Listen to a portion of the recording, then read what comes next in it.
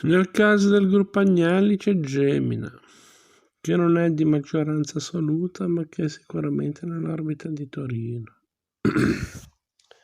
che deteneva un pacchetto del 13% del nuovo Banco Ambrosiano, adesso diluito a un livello del 10,20% nell'Istituto di Credito al Risultato della fusione fra Ambrosiano e Banca Cattolica del Veneto.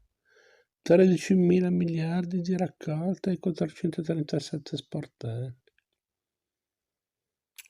Gemina fa parte di un sindacato che controlla il 49,47% delle azioni dell'Ambro Veneto. E Francesco Paolo Mattioli, uomo di finanza e luogotenente di Romiti alla Fiat, e dal maggio 88 vicepresidente del nuovo Banco Ambrosiano. Inoltre l'entrata delle assicurazioni generali nel nuovo Banco Ambrosiano rafforza il potere del gruppo Agnelli dentro la banca milanese. De Benedetti, anche se attraverso una coalizione di azionisti, ha il controllo del credito romagnolo, 7.900 miliardi di raccolta e 206 sportelli. Non solo, ma nel 1989 si è alleato con la Benetton per incrementare il proprio impero bancario e assumere il controllo della Banca del Friuli. Il gruppo romagnolo Friuli ha 11.400 miliardi di raccolta e 288 sportelli. A che serve una legge sulla separatezza fra l'industria e le banche in Italia?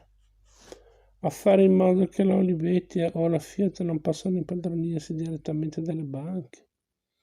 C'è una grande differenza. Come vedremo in seguito, non è un interrogativo da poco. La questione banca e imprese è destinata, almeno così sembra, a continuare ad avere importanza sulla scena italiana. È un peccato perché sottrae energia e tempo al lavoro necessario a far sì che il settore bancario si prepari alle sfide del futuro. In altri paesi il problema della separatezza fra banca e impresa non esiste. Ci sono le leggi che proibiscono il controllo diretto delle banche da parte dell'industria. O in paesi come la Germania, dove le banche controllano fette consistenti dell'industria. Il problema è quindi a rovescio. Addirittura è nato il tentativo di limitare il rapporto. Negli Stati Uniti, all'epoca dei Robber Barons, 80 o 90 anni fa, il rapporto fra industria e banche era scandaloso. Uomini come Rockefeller, Gould e Morgan, che oltre a grandi industrie possedevano anche banche, spesso svuotavano le proprie banche per finanziare le proprie industrie, lasciando i risparmiatori con un pugno di mosche. Apposite leggi degli anni 30 mirarono a evitare tali situazioni. Ma no, non mi dirà che in Italia si discute ancora nell'89 della separatezza fra banca e impresa. Quella è roba di 50 anni fa in America, lo sanno tutti, anche i bambini, che nasce un conflitto di interessi quando gli industriali prendono il controllo dei risparmi bancari.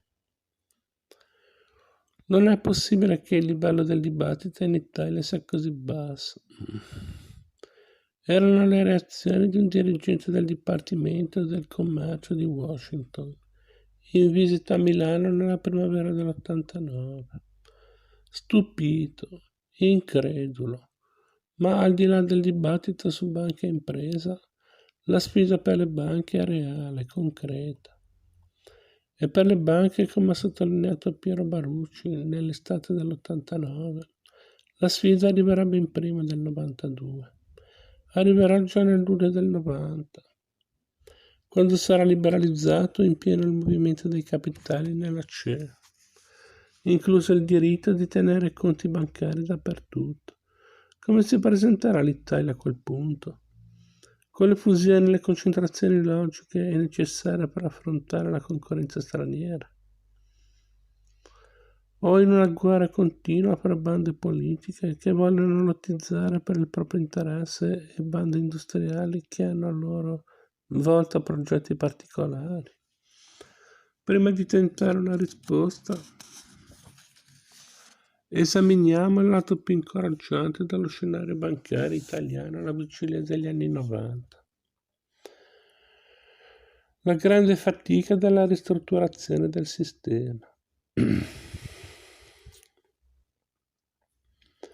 Che fatica, dati tutti gli interessi dei privati, dei politici, dei timonieri, dei singoli istituti. È davvero una fatica far andare avanti il processo di ristrutturazione del sistema bancario italiano, dice Gianni Zandano, presidente dell'Istituto Bancario San Paolo di Torino. Forse la banca italiana che più di qualsiasi altra sta mettendo le carte in regola per le sfide del futuro. Il processo ormai nato è un processo irreversibile. Le banche devono subire lo stesso processo di trasformazione compiuto negli anni '80 dall'industria. Zandano però non si fa illusioni sulle difficoltà implicite nel processo di trasformazione quando sentenzia, per esempio, che le banche devono muoversi, che questa foresta di pietra deve muoversi. Ma come fare a muovere una foresta di pietra e in particolare in un arco di tempo limitato, con incursioni già preannunciate dalla concorrenza straniera? Luigi Arcuti, presidente dell'IMI, e Francesco Cingano, ex amministratore delegato della Banca Commerciale Italiana e oggi presidente di Mediobanca, nella primavera dell'89 hanno fatto parte del gruppo di lavoro che ha predisposto per il Presidente del Consiglio uno studio intitolato Materiali per la preparazione al 92. Aprendo il loro contributo sulla questione degli enti creditizi, Arcuti e Cingano fanno notare subito che, sotto il profilo interno, il mercato bancario italiano è da considerarsi uno dei più appetibili nell'ambito comunitario, sia dal punto di vista macroeconomico che della struttura attuale che ancora risente delle retaggio dei vincoli che hanno operato nel recente passato. Sottolineano che le dimensioni economiche del paese in termini di prodotto interno lordo, PIL e di reddito pro capite, l'ampia formazione di risparmio e la presenza di elevati disavanzi e avanzi finanziari danno luogo infatti a un potenziale di intermediazione nel nostro paese tuttora molto rilevante. Ma il mercato bancario italiano si presenta poi sottoservito sia in termini di numero di sportelli per abitante, sia nel senso che il sistema italiano è meno concentrato rispetto ai sistemi degli altri paesi della CE. Concludono Arcuti e Cingano che ci sono spazi non marginali per un'entrata di intermediari esteri sul nostro mercato. Hanno ragione, e allora? Allora la logica direbbe di avviare un processo di concentrazione nel settore bancario. E al principio dell'89, dopo anni di retorica e poco altro, e nel bel mezzo della campagna per la non separatezza fra banca e impresa, ha cominciato a verificarsi quel processo di ristrutturazione cui tutti fanno cenno. Gli abitanti della foresta di pietra cominciano a muoversi. Dopo molti mesi di discussioni con la Banca d'Italia e fra di loro diversi banchieri si sono mossi. Alla Banca Nazionale del Lavoro, BNL, il 64enne banchiere socialista Nerionesi insisteva per effettuare un grosso aumento di capitale di un ordine di grandezza fra i 1.000 e i 2.000 miliardi. Voleva anche fare una fusione con il Crediop, il ricco istituto di credito a medio termine guidato da un altro banchiere socialista, Paolo Baratta. Dobbiamo creare una nuova cultura fra i banchieri, tuonò Vanesi nella primavera dell'89. La BNL però aveva già in precedenza raggiunto un'espansione notevole, creando una gamma di consociate parabancarie che includono finanziarie, società di leasing e factoring, e una merchant bank. Ma agli occhi di qualche autorità monetaria l'espansione della BNL era così veloce che rischiava di creare una struttura di costi troppo grossa e forse non del tutto razionale. Quindi la banca centrale suggeriva un consolidamento delle varie attività della BNL e poi la somma richiesta danesi per una ricapitalizzazione era destinata a essere ridimensionata.